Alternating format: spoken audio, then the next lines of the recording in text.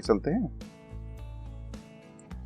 ये देखिए section C, इसमें पढ़ेंगे हम question number 7, fill in the blanks choosing the correct alternatives given in the bracket.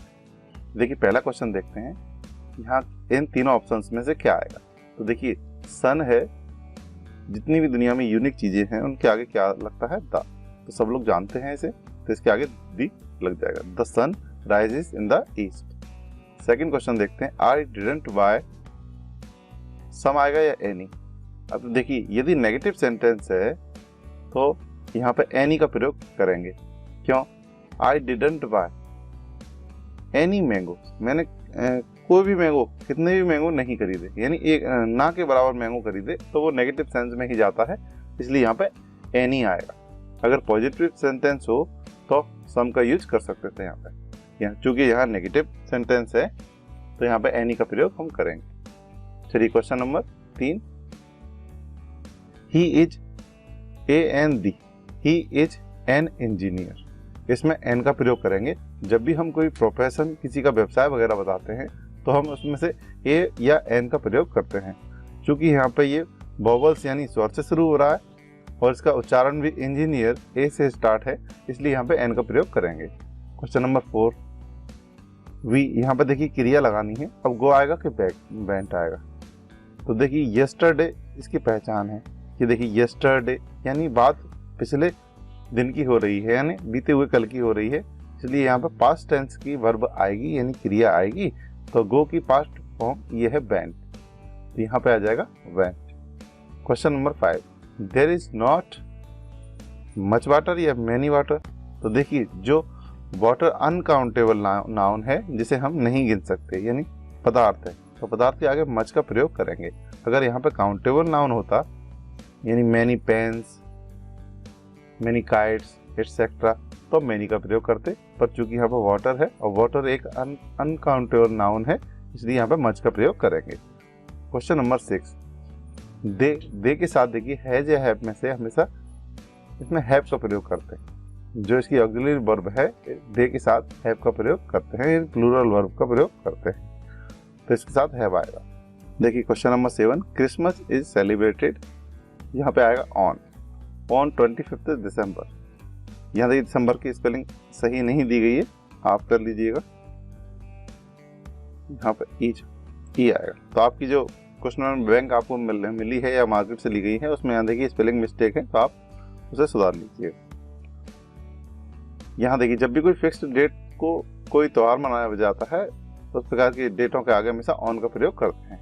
चलिए question number 8, how much pages या मैनी पेजेस। तो देखिए पेजेस को हम काउंट कर सकते हैं, गिन सकते हैं, यानी ये काउंटेबल थिंग्स हो गई, तो इसके आगे क्या लगेगा, मैनी मतलब बहुत सारे।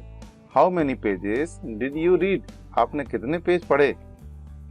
अभी भी सेक्शन सी चल रहा है, क्वेश्चन नंबर 7 चल रहा है, यानी फिलिंग द ब्लैंक्स वाले क्वेश्चन चल रहे हैं। देखिए क्वेश्चन नंबर 9, द बैंक, देखिए यहाँ पर द बैंक सिंगुलर फॉर्म में है, यानी कर्ता यानी सब्जेक्ट सिंगुलर है यानी एक वचन है, तो इसके साथ क्रिया है वो भी एक वचन वाली यानी सिंगुलर आएगी।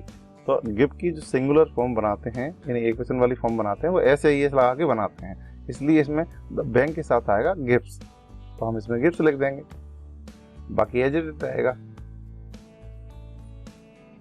चलिए question number 10, the rainy season start after, देखिए इसमें आएगा आफ्टर समर सीजन। हम जानते हैं जब रेनी सीजन है यानी बरसात के सीजन है, मौसम है, वो हमेशा समर यानी गर्मियों के बाद आता है, इसलिए आफ्टर प्रयोग करेंगे। बिफोर का मतलब होता है के पहले, आफ्टर का मतलब होता है के बाद, तो गर्मी समर के बाद रेनी सीजन स्टार्ट होता है। क्वेश्चन नंबर 11, हिंदी यहाँ पे सिंगुलर है, इसलिए इसमें सहायक क्रिया भी क्या आएगी, सिंगुलर यानी एक वचन वाली आएगी, तो हिंदी के साथ में एज का प्रयोग करेंगे।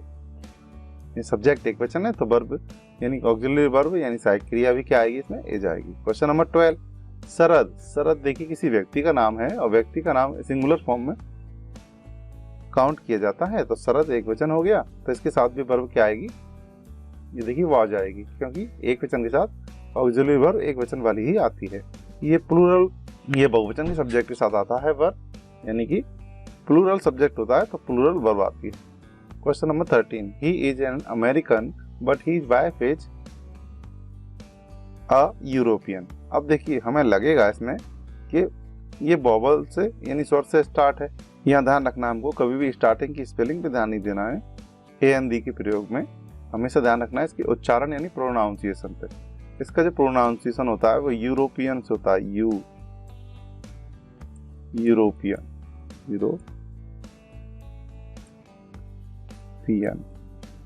तो देखिए यहाँ पे या आ रहा है, ये या, तो या एक स्वर के रूप में नहीं लिया जाता, ये व्यंजन है यानी कॉन्सोनेंट है, इसलिए इसमें क्या आएगा, ए का प्रयोग करेंगे।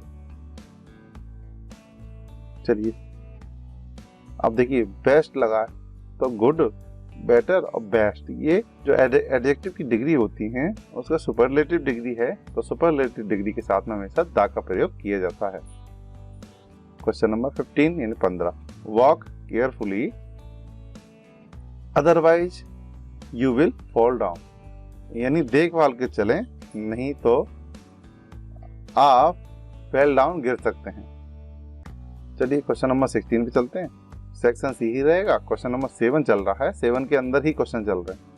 तो देखिए क्वेश्चन नंबर 16, अब देखिए इसमें क्या लगेगा, ये देखिए अनलेस का उपयोग करेंगे क्योंकि इसका मीनिंग जो बनेगा अनलेस सी वर्क हार्ड, जब तक वह कठिन परिश्रम नहीं करती, अनलेस में नहीं भी काउंट रहता है, इंक्लूड रहता है, तो इसमें नहीं वर्ड भी शामिल है। तो अनलेस सी वर्क हार्ड, जब तक वो वर्क हार्ड नहीं करती, सी विल फेल, वह फेल हो जाएगी।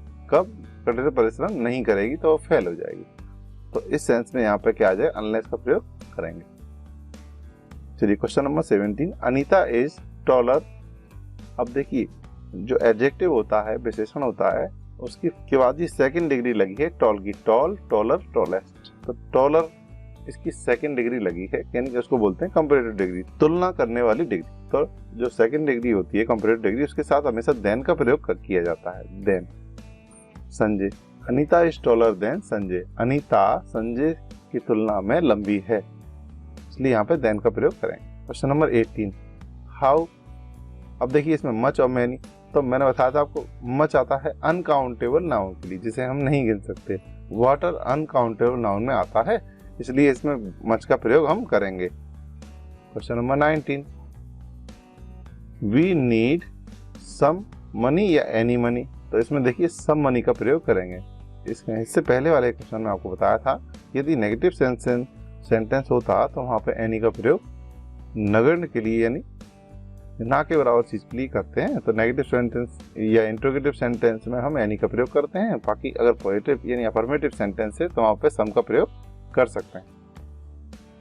चलिए क्वेश्चन नंबर 20, अब देखिए अगर यहाँ पे लिखते हैं मे आई टेक योर पेन, तो ये विनम्र निवेदन होता है, मे आई टेक योर पेन, और कैन का प्रयोग कर देंगे तो रूडली रिस्पेक्ट मानी जाती है, यह क्षमता बताने के लिए कैन का प्रयोग किया जाता है। तो यहाँ पे हम रिक्वेस्ट कर रहे हैं, इसलिए क्या आएगा, यहाँ पे मे का प्रयोग ज्यादा बेहतर रहेगा। चलिए question number 21, Ravan was killed. अब देखिए रावण सब्जेक्ट है, उसके बाद ऑक्सिलरी वर्ब है, उसके बाद थर्ड फॉर्म है, तो ये पैसिव सेंटेंस है। रावण वाज किल्ड, रावण ने किसी को नहीं मारा, रावण खुद मारा गया, इसका ये मीनिंग होगी रावण वाज किल्ड, खुद मारा गया, वाय द राम। तो यहाँ पर देखिए वाय राम आएगा। जब भी पैसिव सेंटेंस हम बनाते हैं तो हमें याद है वाय के बाद और लास्ट में वाय के बाद हमेशा सब्जेक्ट लिखते हैं, पैसिव बनाने के पहले वाले सेंटेंस को जब पैसिव में कन्वर्ट करते हैं तब। तो यहाँ पे इसलिए यहाँ पे वाय ही आएगा। चलिए question number 22, we were making kites when father, ये देखिए अराइव्ड। यहाँ पे देखिए वर का प्रयोग हो गया है, वी वर यानी पास्ट टेंस की बात हो रही है, तो यहाँ पे वर्ब भी पास्ट टेंस वाली ही आएगी। वी वर मेकिंग काइट्स, हम पतंग बना रहे थे, व्हेन फादर अराइव, जब पिताजी पहुंचे। तो देखिए question number 23, he wanted to. अब देखिए क्या आएगा, ही वांटेड, ये सेकंड फॉर्म में हो गया है, ये सेकंड फॉर्म में तो पास्ट टेंस का हो गया, उसका यहाँ पे कुछ लेना देना नहीं है क्योंकि यहाँ पे टू आ गया है और टू के बाद वर्ब की फर्स्ट फॉर्म ही यूज की जाती है। तो इसमें हम टू के बाद वर्ब की फर्स्ट फॉर्म को ही प्रयोग करेंगे क्योंकि हमेशा टू के बाद वर्ब की फर्स्ट फॉर्म ही प्रयोग की जाती है, इसलिए यहाँ पे क्या आ जाएगा, बिकम। चलिए अगले क्वेश्चन पे चलते हैं। सेक्शन सी रहेगा, क्वेश्चन नंबर 7 के ही क्वेश्चन चलेंगे जो आपके एग्जाम में 5 नंबर के आएंगे और प्रत्येक क्वेश्चन आपका 1 नंबर का। देखिए क्वेश्चन नंबर 24। अब यहाँ देखिए वॉक, अगर यहाँ पे लिखते हैं वॉक इज गुड एक्सरसाइज तो वो सही नहीं है, क्योंकि यहाँ पे जो वर्ब है उसको सब्जेक्ट के रूप में उपयोग कर रहे हैं, तो इसके लिए बेटर होता है कि आईएनजी लगा के उसे सब्जेक्ट बना दिया जाता है। तो यहाँ पे आ जाएगा walking is a good exercise. चलिए question number 25। The book is, अब देखिए क्या आएंगे, ऑन द टेबल। बुक बिल्कुल टेबल को टच करती हुई उसके ऊपर रखी है, तो वहाँ हम ऑन का प्रयोग करेंगे, on the table. Question number 26। I am not going to office, मैं ऑफिस नहीं जा रहा। अब यहाँ पर देखिए, यहाँ पर रीजन देना है हमें। अब यहाँ रहेंगे रीजन के लिए बिकॉज का उपयोग किया जाता है, क्योंकि मैं बीमार हूँ, आई एम इल। तो यहाँ पर रीजन देते हैं, कारण दिया गया है, इसलिए बिकॉज का प्रयोग सही है। Question number 27। Sumit is the, अब देखिए सुमित इज द लगा है और देखिए 3 डिग्री दी है, तो एडजेक्टिव की यहाँ पे 3 डिग्री दी गई है। अब देखिए दा लगा है तो हमें पता है कि 3 डिग्रियों में से जो सुपरलेटिव डिग्री होती है उसके आगे ही दा लगता है, तो यहाँ पे दा लगा है, इसलिए यहाँ पे क्या लिखा देंगे, ये वाइजेस्ट का प्रयोग सही रहेगा। Student in the school, Sumit is the wisest student in the school. चलिए आगे चलते हैं। सी इज, अब यहाँ पे देखिए एन का प्रयोग करेंगे, क्योंकि जब भी ये शॉर्ट फॉर्म के नाम होते हैं अगर इनका उच्चारण देखेंगे हम तो यहाँ पे देखिए एम आएगा, इसका उच्चारण एम। तो देखिए ए से स्टार्ट हो रहा है, यानी उच्चारण यानी प्रोनाउंसिएशन में भी ए से स्टार्ट हो रहा है, तो हमेशा प्रोनाउंसिएशन क्या, तो जो एम ए का उच्चारण है वो एम और ए होगा। तो इसके उच्चारण में देखिए ए से स्टार्ट हो रहा है, हिंदी के यानी स्वर से ही स्टार्ट हो रहा है, इसलिए यहाँ पे एन का प्रयोग करेंगे।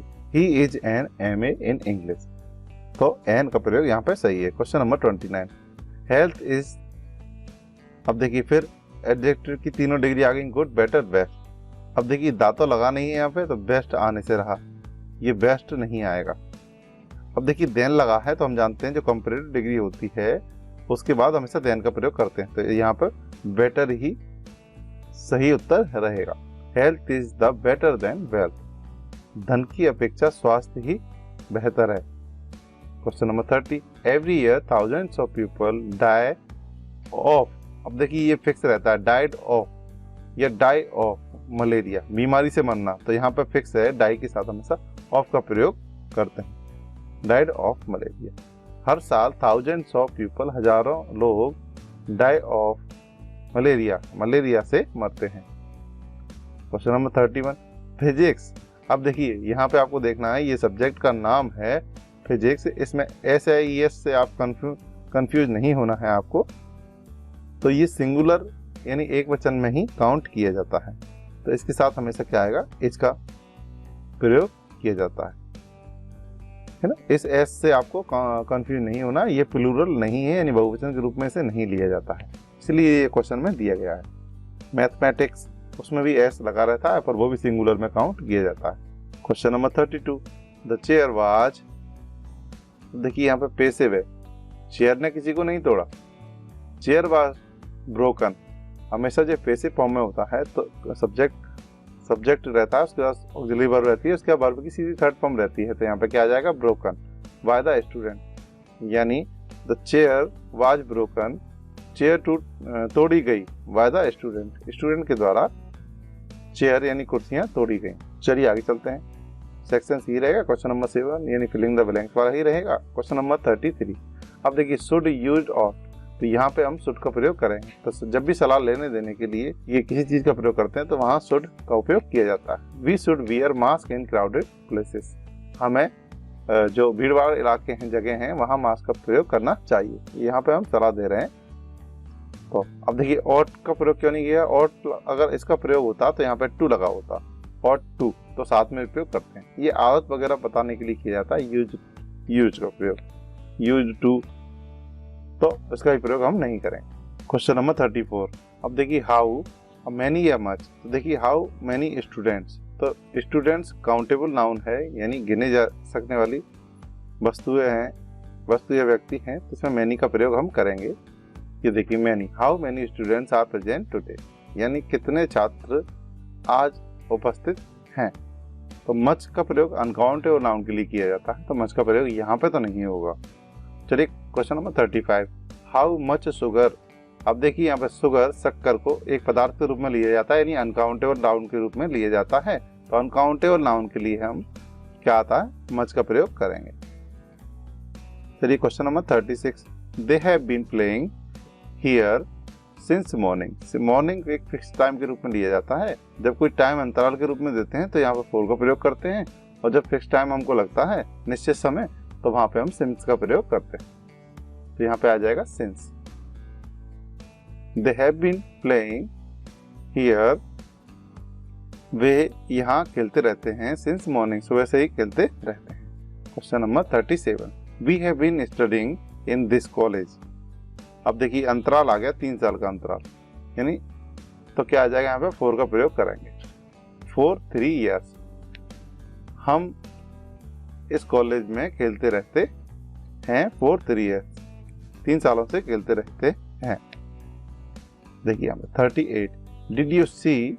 अब देखिए यहाँ पे ये आ गया, क्वेश्चन मार्क आ गया, इसका मतलब ये इंट्रोगेटिव सेंटेंस है, यानी प्रश्नवाचक वाक्य है। सम और एनी में से जब भी नेगेटिव सेंटेंस हो या फिर इंट्रोगेटिव सेंटेंस हो, यानी नकारात्मक वाक्य हो या फिर प्रश्नवाचक वाक्य हो, तो वहां पे हम एनी का प्रयोग करते हैं। Did you see any lion in the forest.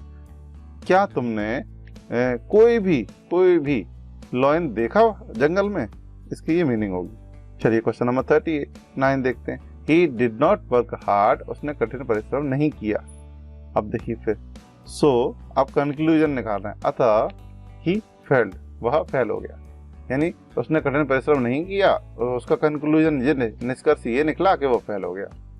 तो यहाँ पे सो का प्रयोग ही सही है। आइए देखते हैं क्वेश्चन नंबर 40। यहाँ पे देखिए ये क्वेश्चनवाचक वाक्य है, यानी प्रश्नवाचक वाक्य है, यह इंट्रोगेटिव सेंटेंस है, तो सहायक क्रिया आगे आएगी।